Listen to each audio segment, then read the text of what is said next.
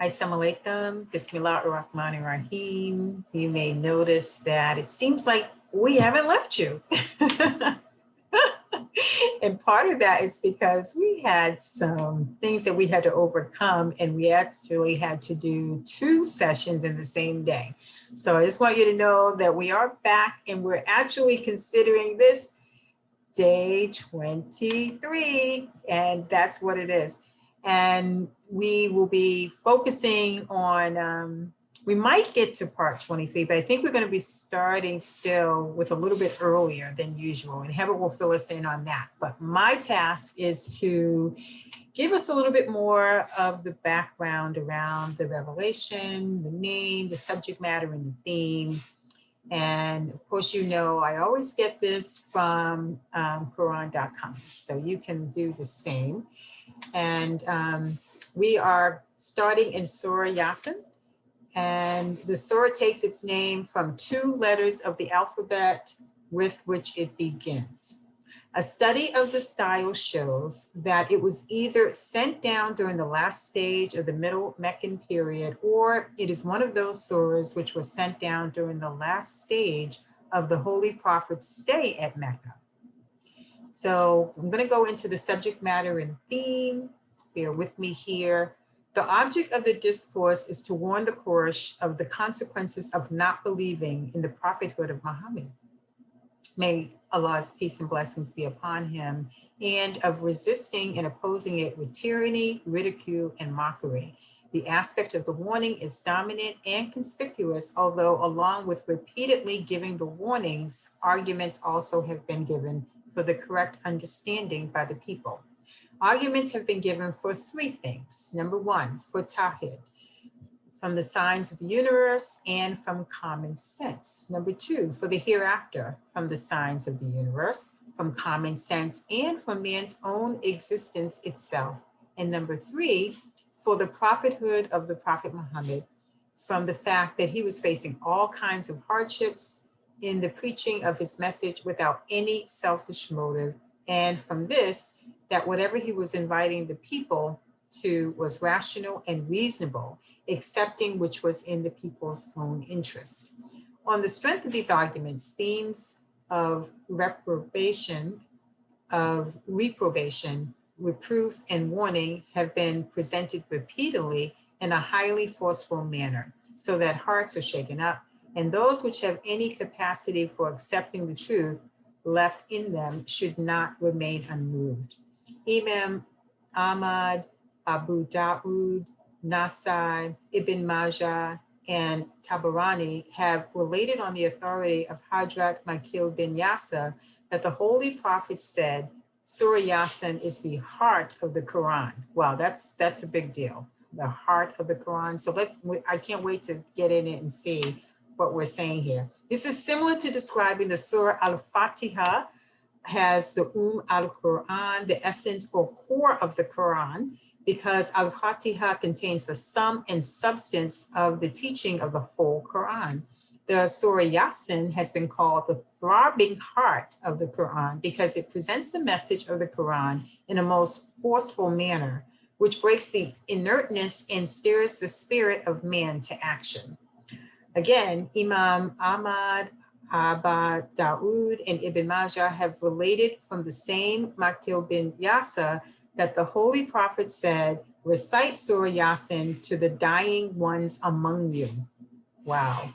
The object is only to revive and refresh the whole Islamic creed in the mind of the dying person, but also bring before him in particular a complete picture of the hereafter so that he may know what stages he would have to pass through after crossing the stage of this worldly life. In view of this, it would be desirable that along with the recitation of the Surah Yasin translation, its translation also is made for the benefit of the person who does not know Arabic, so that the purpose of the admonition is duly fulfilled. So this is good for me right now. I can't wait. Let's go.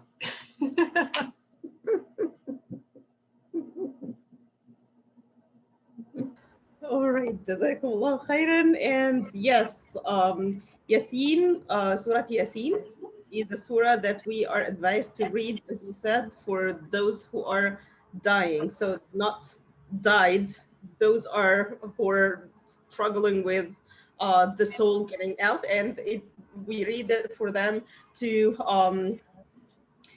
get them support in this critical moment, and to remind them of Allah and that it's only one God, and so on, and helps them with the struggle that they go through before their souls depart. Jazakallah khairan, Kim. Me too. I can't wait to start recitation.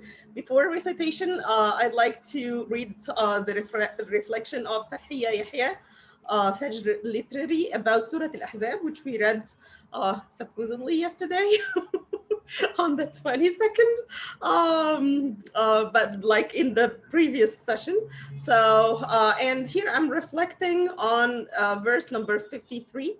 Verse number 53 in Surah Al-Ahzab is a long verse, but she is only reflecting on part of it. So I'm going to read the reflection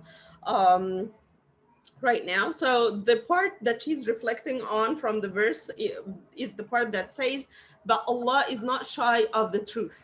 Okay. And she says, the truth affects us all in different ways, depending on what it exposes within us. And this is normal because we are imperfect beings. Sometimes the truth hurts and feels like it's against us. Some will shy away from it, while for others, the truth sets them free. It's bold, it's unchallenged, and it has power. Truth won't change for anyone, but we can change and often need to change in order to align with it. Allah is perfect, and He is Al-Haqq Himself. So He presents various truths to us throughout our lives. Some can be hard to digest at times, until we become so refined in our character, and the truth becomes something we accept and embrace with ease, no longer fearing it or shying away from it or being hurt by it. We become truthful beings who are fully capable of accepting truths no matter what it is or who it is coming from. So I just wanted to start the sharing with this reminder, um, because it's very, I mean, it's very relevant, right? We Definitely. Yeah. face these situations every day. Yeah. Yes. And we're gonna see this because Yasin is supposed to be the heart throb of the Quran. You know it's gonna be full of truth. It's gonna get right to it. Mhm. Here we go. Let me share.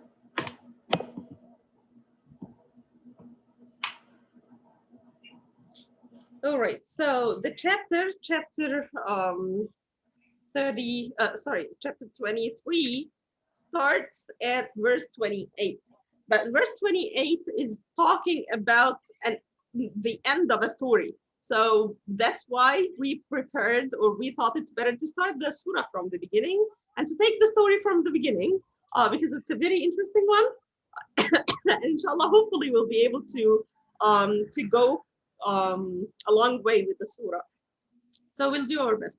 So inshallah, we're going to take this 5 verse by 5 verse as usual, Arabic first, then English, and we will be reflecting whenever needed, inshallah. And uh, I'd like to ask you to excuse me for the background noise. It's very warm here in Egypt, and as you can see, it's nighttime. So I need to keep the window open to get some air because otherwise I'll be melting in this room. So sorry for And, that. and you see the contrast with the evening, the window that has darkness, and then the window over here where we have, we still have like 3.5 hours to go. Yes, yes. Breaking it fast. Okay, so we shall start. Bismillah ar-Rahman ar-Rahim. Bismillah ar-Rahman ar-Rahim. Yasin.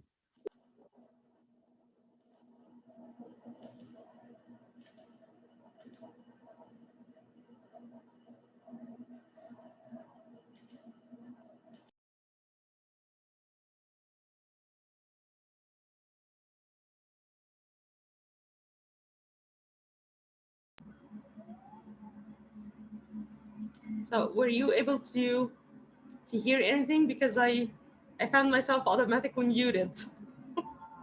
And you are muted, Kim. I can't hear you.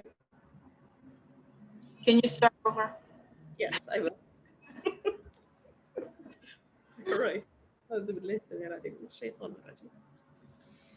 بسم الله الرحمن الرحيم.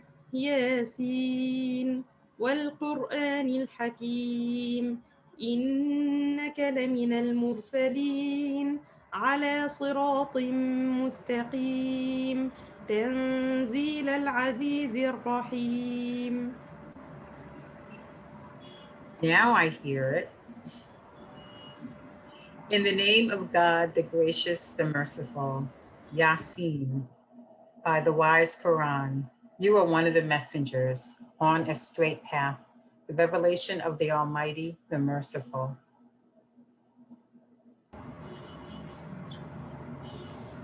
لتنذر قوما ما أنذر آباؤهم فهم غافلون لقد حق القول على أكثرهم فهم لا يؤمنون إنا جعلنا في أعناقهم أغلالا فهي إلى الأذقان فهم مقمحون وجعلنا من بين أيديهم سدا ومن خلفهم سدا فأغشيناهم فهم لا يبصرون وسواء عليهم أأنذرتهم أم لم تنذرهم لا يؤمنون. To warn a people whose ancestors were not warned, and so they are unaware. The word was realized against most of them, for they do not believe. We place shackles around their necks up to their chins, so they are stiff-necked. And we placed a barrier in front of them and a barrier behind them, and we have enshrouded them so they cannot see. It is the same for them, whether you warn them or do not warn them, they will not believe. So, verse number 8, this is a metaphor that that tells us that Allah subhanahu wa ta'ala has sealed their hearts, and we spoke about sealing the heart before. So basically, the picture here is that they, as if, because they do not accept or they do not accept and they do not think of and they do not understand the revelation.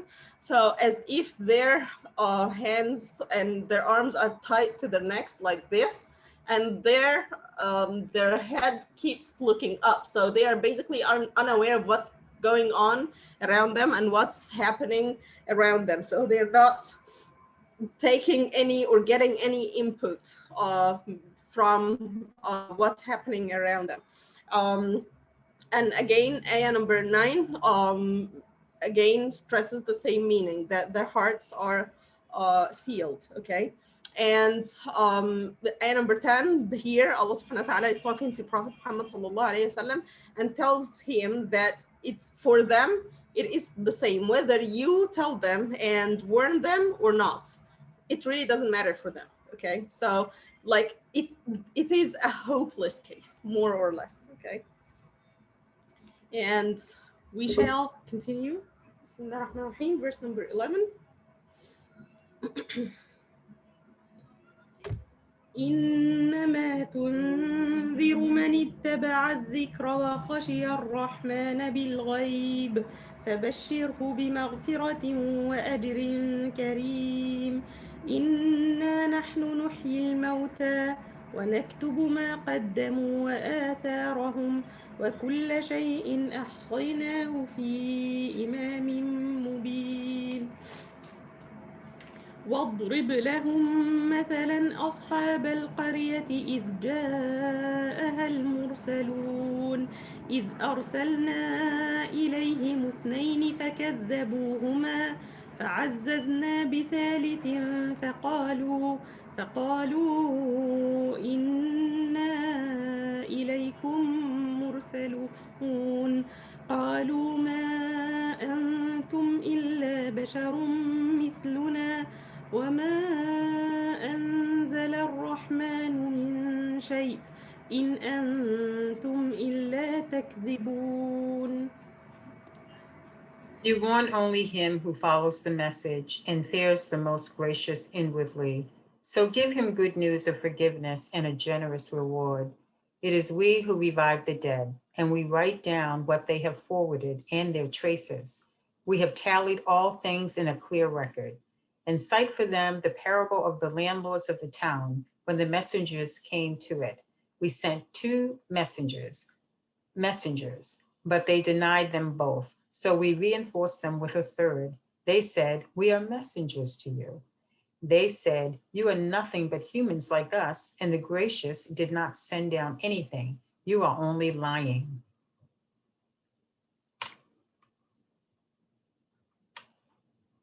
Oh, are you frozen, Heba? We've been having issues with our Wi-Fi, so bear with us. It looks like Heba dropped off, but she will come back on, and that will be a good thing for us.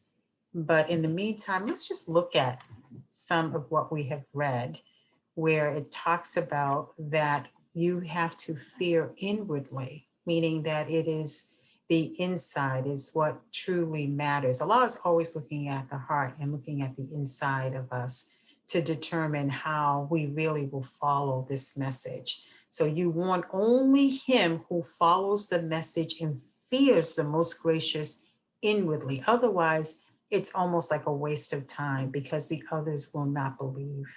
And then he will give them good news. So you do something and then Allah gives you even better always, giving us forgiveness, and it says a generous reward. And then it says, it is we who revive the dead. So we're talking about the afterlife and what happens, and the fact that everything that they have done has been written down, it has been tallied. The angels have written down both what is good and what is considered evil. All of it is in a clear record. And we read that prior at another time when we were reading and doing our recitation, and cite for them the parable of the landlords of the town where the messengers came to it. So we're talking about a story where the landlords, they came to a town, there was an issue, and the messengers were there talking with the people. There were two of them, they were both denied, and because of that, Allah was merciful and sent a third one to reinforce. But again, what happened? They decided that the messengers were lying. They said that they were only humans. And that's been a really big problem with not believing that Allah would entrust his message with a human being, because that is something that he does. Well, I think that it might be better for us to pause for the moment, and we will wait for Heba to return so that we can get back to the Arabic. We're back, everyone. Heba has returned. We're having some issues with Wi-Fi, and we're not surprised. We're dealing with two different countries and two different continents. So let me go ahead and share. Yes, I apologize for this, but we just had an outage, and because it's pretty warm now in Cairo, so there is a huge, I would say, stress and huge usage, high usage actually, of electricity, and that results in outages like this because everybody are just working with the ACs now. So this affects everything. So sorry about this, but expect that to happen again. So just, all right. So we read still verse 15. So if we can scroll up a little bit so we can see what we read.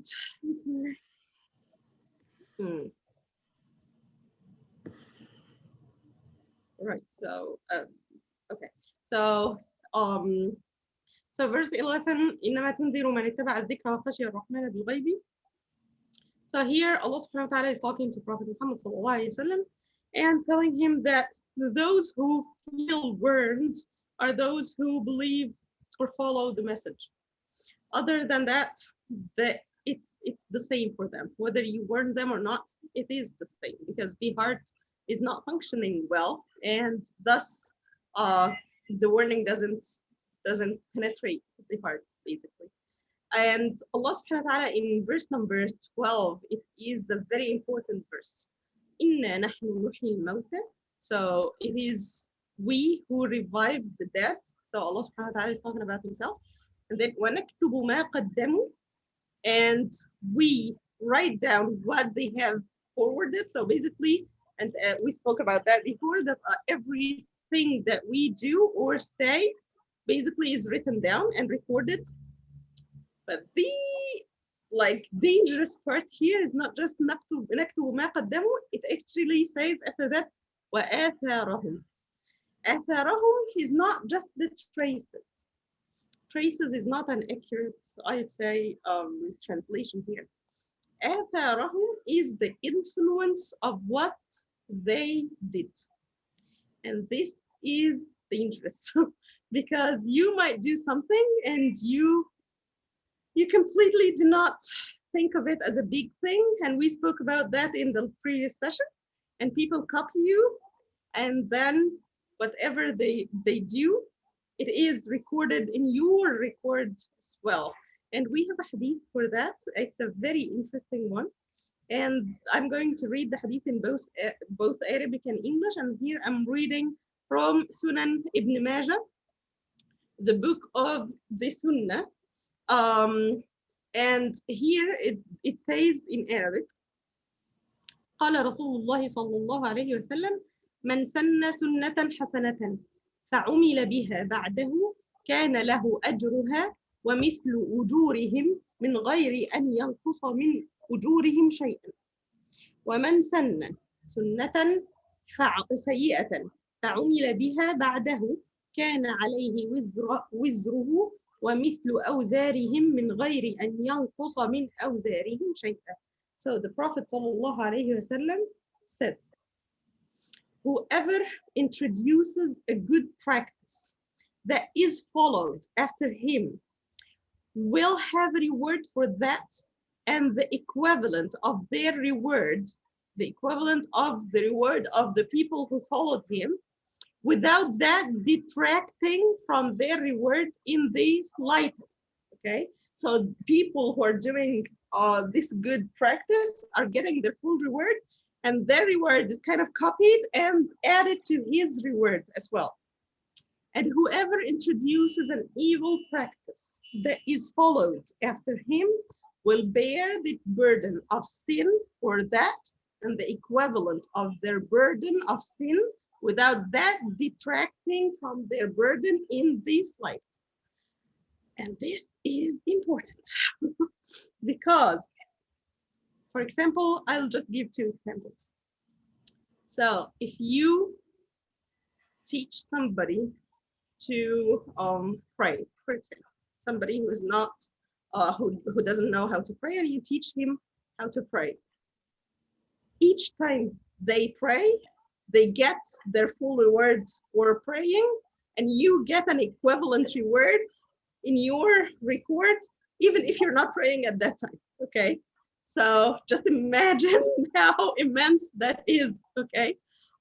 If you gave somebody, for example, if you give your friend a hijab as a present or as a gift, she's wearing hijab already, and you just wanted to give her a present, so you bought a nice hijab and you gave it to her.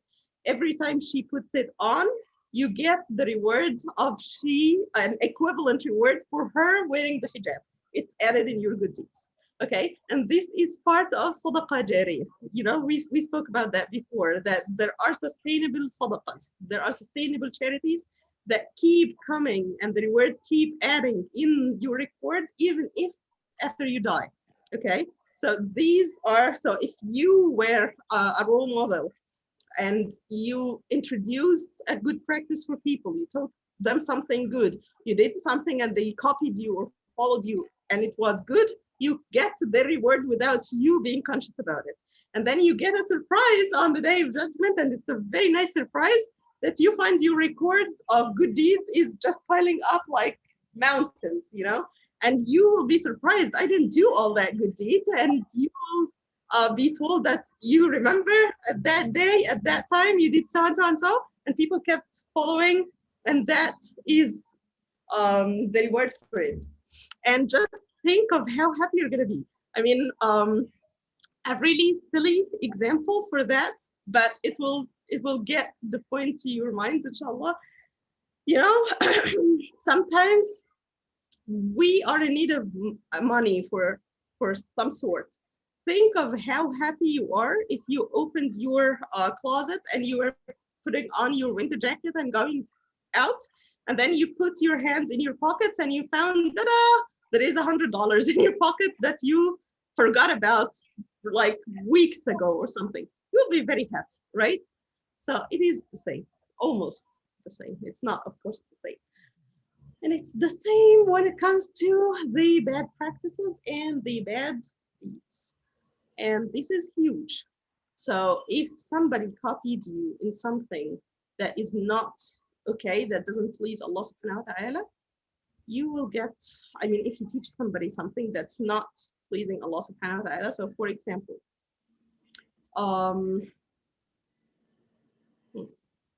I just need to think of a proper example. Maybe sharing a video that's inappropriate, okay, that has some inappropriate scenes, for example. Each time people see it, you get the bad deeds equivalent to the bad deeds that's recorded and they record, copied and put in your record as well. And it keeps like that. So be very careful with what you're sharing on Facebook and social media, okay? Because each time people view or listen to something that doesn't please Allah subhanahu wa ta'ala, it will be added in your record. And the same example for any other thing. If you have a friend who was away from gambling, for example, and you got her engaging in gambling, every time she gambles, the sinful records are copied in your record, and so on. Unless you repent to Allah subhanahu wa ta'ala, that's something different, okay? But again, think of the surprise on the day of judgment. You think that you haven't done that much, and you find mountains and mountains of sins coming to you, and you ask, what did I do? I didn't do that. And oh, remember that day, that night, this friend, this person, you got a copy of their records as well. So this ayah is crucial. And then ayah number 13, واضرب لهم مثلا أصحاب القرية إذ جاءها المرسلون. So here is the story that I wanted to get you through it from the beginning. So Allah subhanahu wa ta'ala is telling Prophet Muhammad about a story that happened before him, before the Islamic revelation. So Al-Qarya here, it is said by the scholars, it's a village that is named Antakya, okay? And the scholars says Antakya was in the part of Sham, which is Palestine, Jordan, this part. Antakya now is a name for a place in Turkey. Okay, so there is a place in Turkey right now, it's called Antakya as well. So anyways, whether it is the same place or another place that's near like Palestine, I think it might be the same place, but anyways, so the name of this, did we stop sharing or something else? I just wanted to make sure that we could see each other because it had changed. Oh, really? Sorry, I didn't want to interrupt you. You keep going. I'm going to reshare the screen, but we're definitely. All right. All right. So the village is Antakya, and this story happens in that village. So, إذ أرسلنا إليهم اثنين فكذبوهما. We sent to them two messengers. So the people of the village, Antakya, we sent to them here, the scholar said, it is actually that happened during the time of Prophet Isa alayhi salam. So Prophet Jesus was still alive and was still present, I mean. And Prophet Jesus alayhi salam, sent two messengers, okay? So he sent two messengers to that village, to Antakya, in order for them to teach the people of Antakya about Allah subhanahu wa ta'ala and about the message of Isa alayhi salam, okay?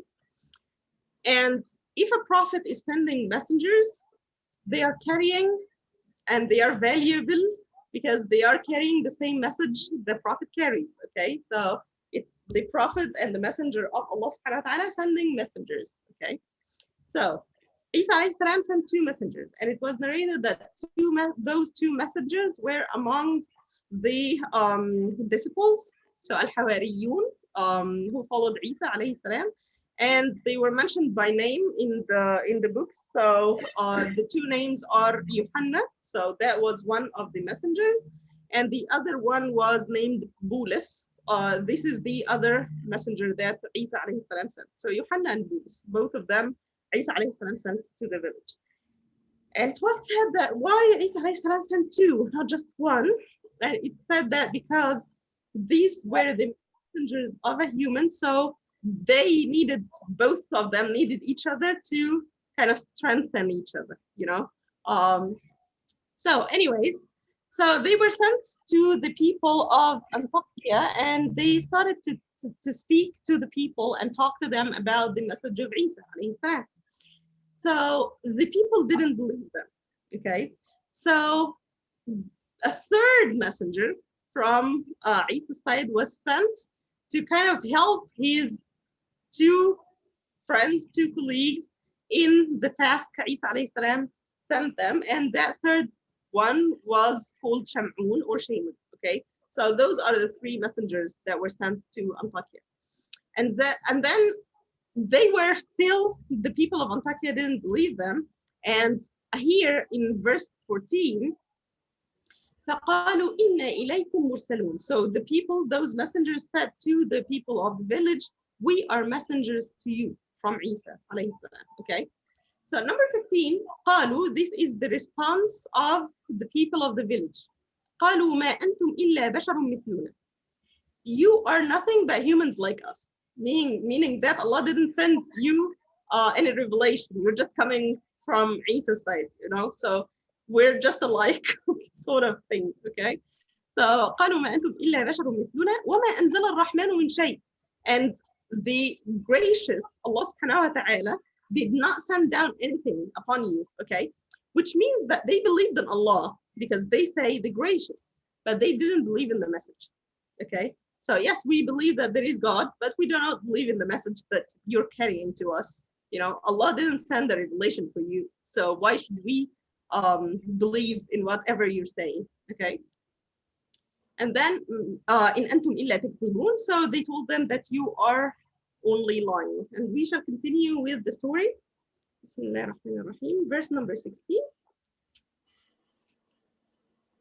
Bismillah. قالوا ربنا يعلم إنا إليكم لمرسلون وما علينا إلا البلاغ المبين قالوا إنا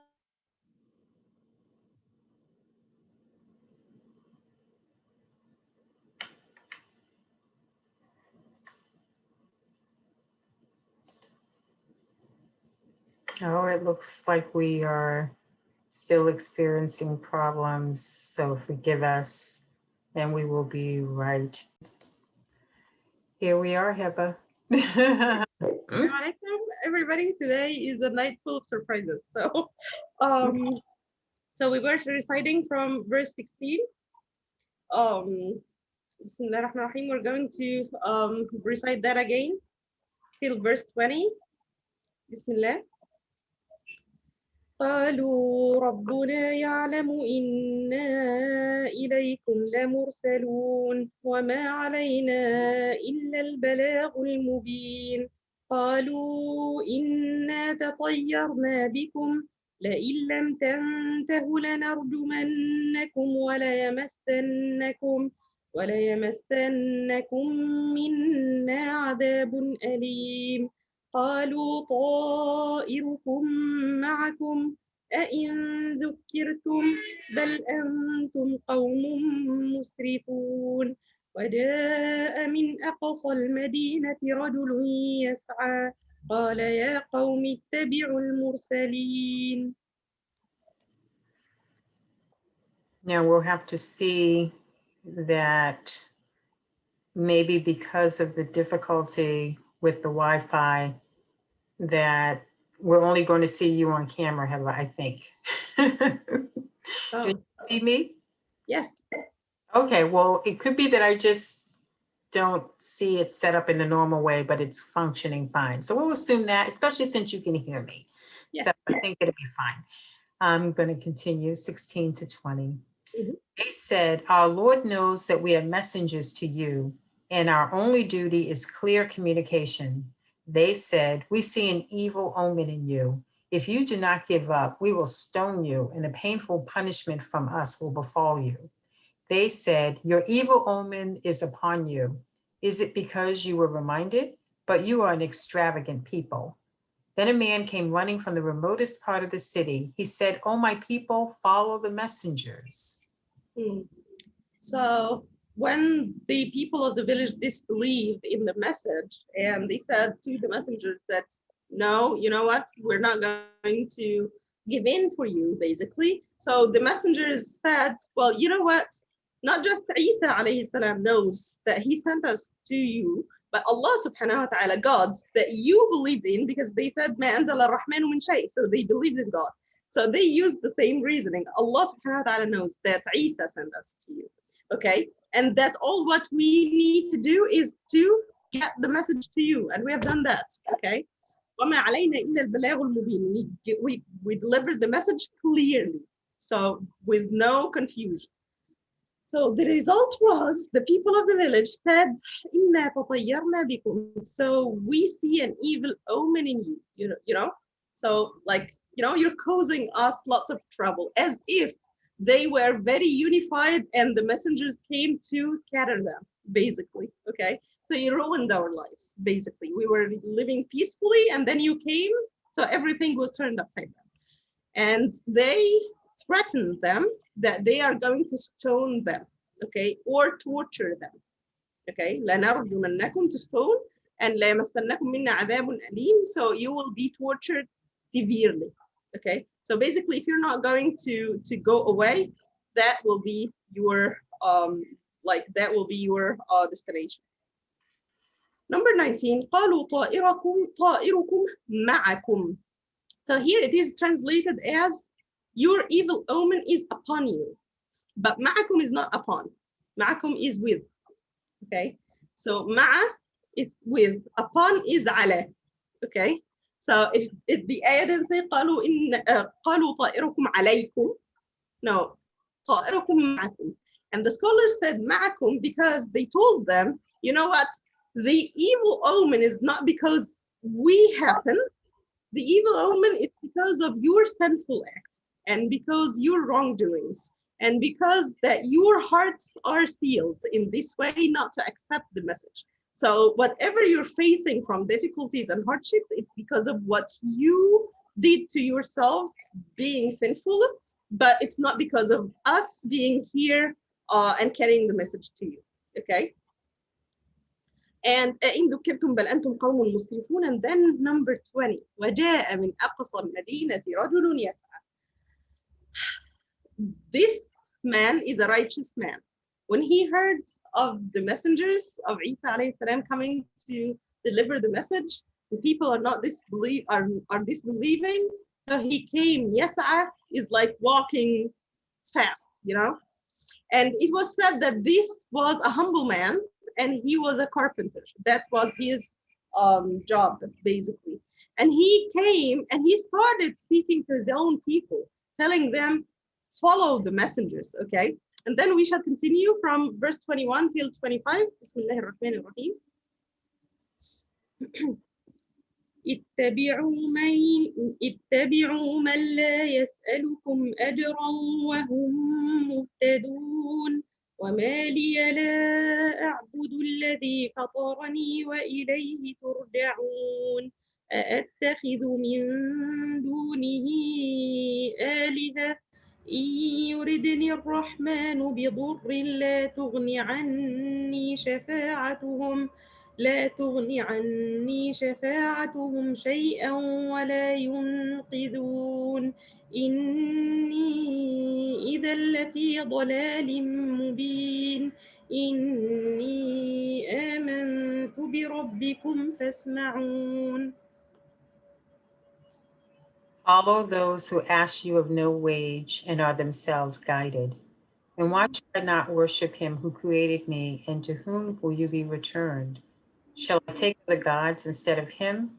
If the merciful desires harm for me, their intercession will not avail me at all, nor will they save me.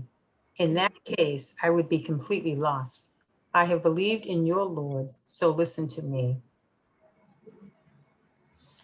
And the man here is using logic in basically trying to walk his people through this. So he's telling them why not to believe in the messengers, why not to believe in the message, right?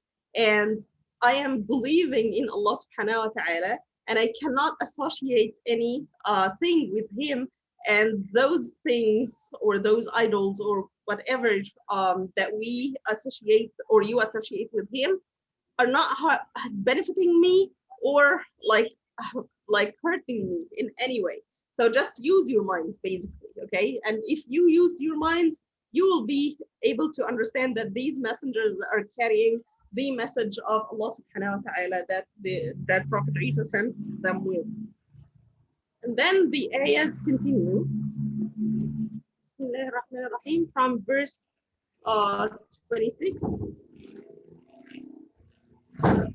قيل ادخل الجنة قال يا ليت قومي يعلمون بما غفر لي ربي وجعلني من المكرمين وما أنزلنا على قومه من بعده من جند من السماء وما كنا منزلين إن كانت إلا صيحة واحدة فإذا هم خامدون يا حسرة على العباد ما يأتيهم من رسول إلا كانوا به يستهزئون.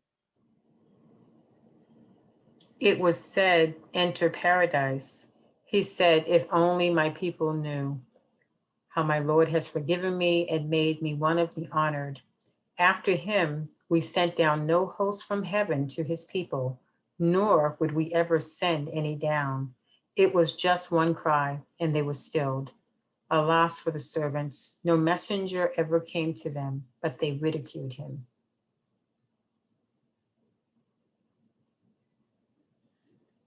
Well, it was said that this was the hot throb of the Quran. It's making it very plain what the issues are.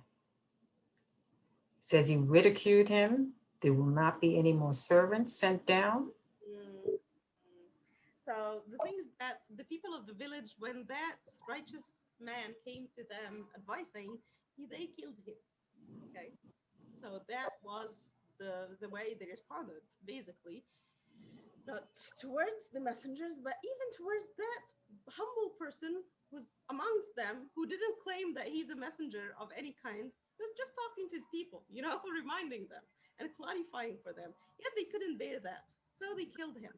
And Allah subhanahu wa ta'ala says, قِيلَ دُخُلِ الْجَنَّةِ. So Allah subhanahu wa ta'ala says it was said, enter paradise, as a way to honor this person. Because if we come to the ayah that we usually pass on, تأمرون بالمعروف وتنهون عن المنكر, advise righteousness or advocate righteousness and forbid evil. This man did so. Okay, this man was advocating righteousness and forbidding evil. And the result was him being killed. So Allah subhanahu wa ta'ala rewarded him with paradise as a way to honor his good deeds and his beautiful work. And then um, قال يا ليت قومي يعلمون. So this is something that the man said, like on the day of judgment or in the hereafter. He said, if only my people knew. Because they didn't see the amazing paradise that he has entered as a reward, and he feels sorry for them. That if only they knew, that Allah subhanahu wa ta'ala forgives. بما غفر لي ربي. So how my Lord has forgiven me. And that tells us, do you hear me? Kim, do you hear me? Yes, I can hear you. Okay. So, and that tells us that the door of Tawbah and the door of repentance is open. So, and the door of Allah's forgiveness is open. So, all you have to do is just to realize what you're doing and to get back to Allah subhanahu wa ta'ala and to ask Him for forgiveness, and He will forgive you. وَجَعَلَنِي مِنَ الْمُكْرَمِينَ, and made me one of the honored. Okay. So, those are very beautiful words. And then آية number 28 وما أنزلنا على قومه من بعده من جند من السماء وما كنا منزلين. Allah subhanahu wa ta'ala says, basically, after they killed the righteous man and they refused the message, so Allah subhanahu wa ta'ala didn't send angels on them, okay? And Allah subhanahu wa ta'ala was not, we ever, and nor would we ever send any down. So directly, Allah subhanahu wa ta'ala punished them, okay? So there was no other chance for them, okay? So after they killed the man, وما أنزلنا على قومه من بعده من جند من السماء وما كنا منزلين. Number 29, إن كانت إلا صيحة واحدة فإذا هم خامدون. Okay, and الصيحة is a very extremely loud sound. Okay, and الصيحة was a punishment that was sent on different people. A very, very loud sound that caused and that made them die, all of them, that struck them and killed them, basically. So they were punished by a sayha. So that was a result of them killing and disbelieving in the message and killing that person as well. So it was just one cry, so one sayha, and they were stilled completely. They were not, like, they vanished. And then يا حسرة على العباد ما Wow. يأتي من رسول إلا كانوا به يستهزئون. Um, the word is huge, you know. Um, so Allah subhanahu wa ta'ala is basically saying that it's such a pity, that the people, whenever a messenger comes to them, okay, they mock the messengers, okay. So they didn't take it, like, it wasn't something that they took seriously, basically. And be aware of what you um, do not take seriously, because it might be a serious matter. And out of your jahl, I would say, out of our um, um, how can I translate jahl? um, Al-jahil is the person who is not aware of something and he thinks that he is aware of everything. Basically, this is jahl. So it might be something that is very important, and out of your, I would say, misassessment or misunderstanding, or like jahl, basically, you do not value this thing as it should be, and as a result the repercussions will not be as pleasant. And in this case, the repercussion was basically they were punished. Okay, so يا حسرة على العباد ما يأتيهم من رسول إلا كانوا به يستهزئون. And then from verse 31, بسم الله الرحمن الرحيم. ألم يروا كم أهلكنا قبلهم من القرون أنهم إليهم لا يرجعون وإن كل لما جميع لدينا محضرون وآية لهم الأرض الميتة أحييناها وأخرجنا منها حبا فمنه يأكلون وجعلنا فيها جنات من نخيل وأعناب وفجرنا فيها من العيون ليأكلوا من ثمره وما عملته أيديهم أفلا يشكرون.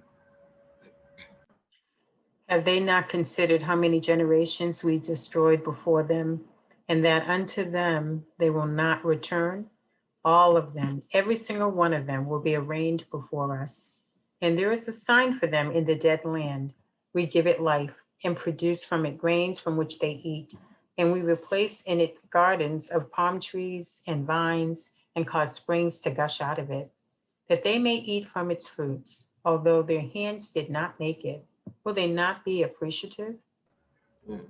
So basically, after Allah subhanahu wa ta'ala said that when they killed that righteous person and they were in a place, like in Allah's eyes, that they didn't even, they were not even worthy of sending angels of a punishment to punish them. And instead, Allah subhanahu wa ta'ala sent the slayha. So without angels being there to punish them, it was just slayha, and they were dead. And then ayah number 31, Allah subhanahu wa ta'ala says, those people, it happened for them that they have learned and heard about people who preceded them, who again didn't believe in the messenger or in the message of Allah subhanahu wa ta'ala, and they saw how the result was. Basically, they were punished.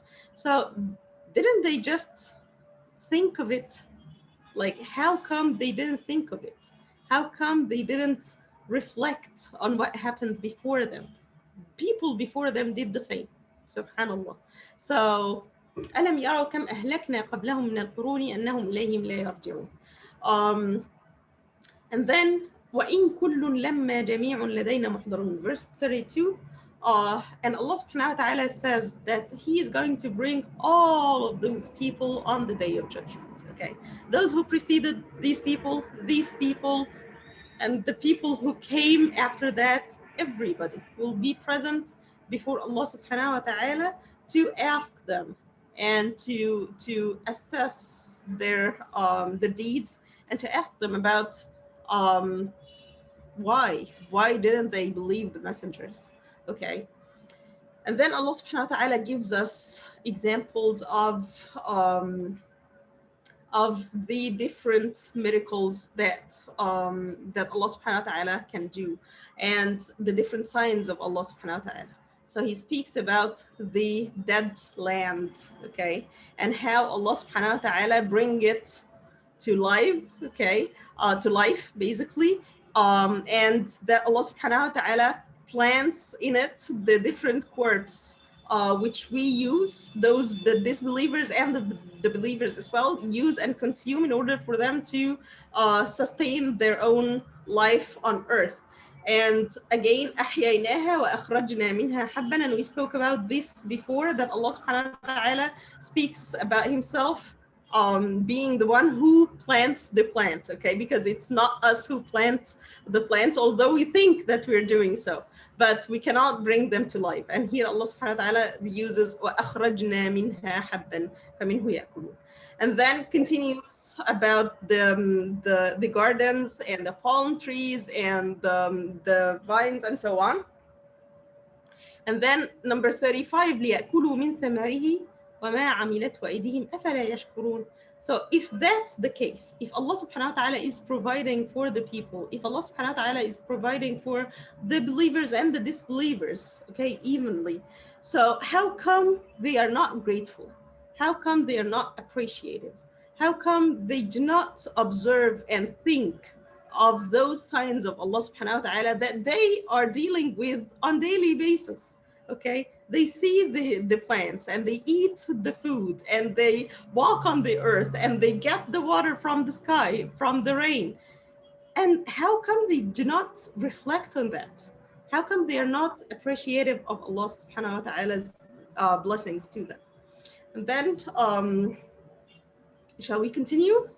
Or do we have time? I think we should do one more. Okay. All right. So we shall continue to 14, inshallah. Mhm. Okay. Bismillah ar-Rahman ar-Rahim.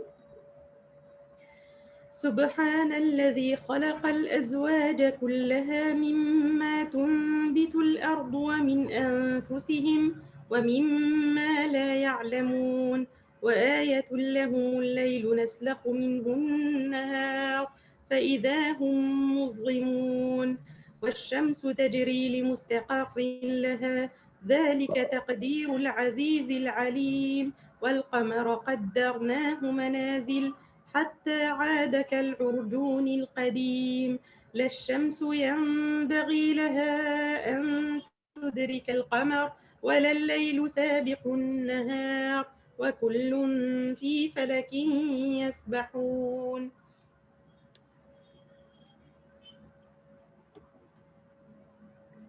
Glory be to him who created all the pairs of what the earth produces and of their own selves and of what they do not know.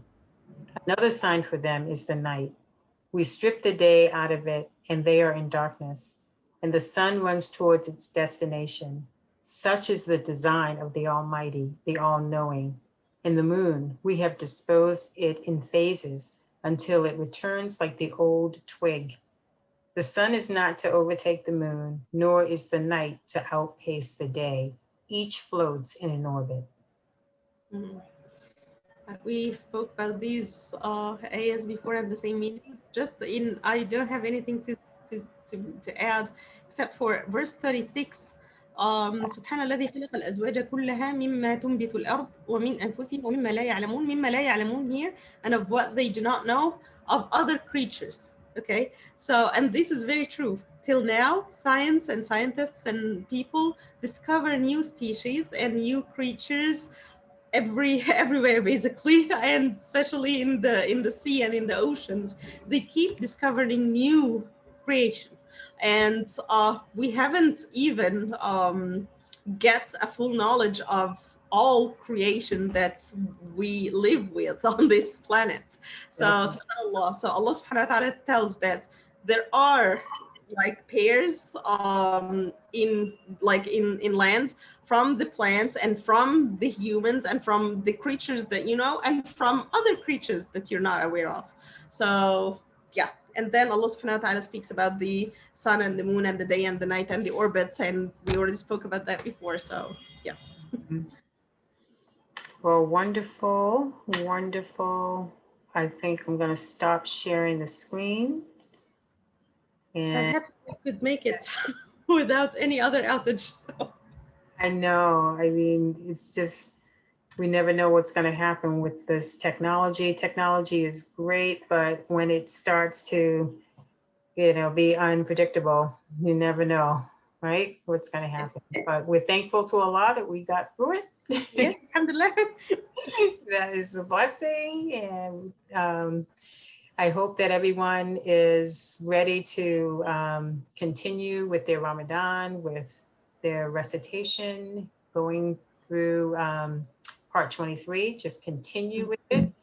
And if you are behind, then just go back to wherever you are and just continue, do your best. We know it can be really a lot of work. You have to really schedule the time to be able to do it. But whatever it is that you can do better than what you have done.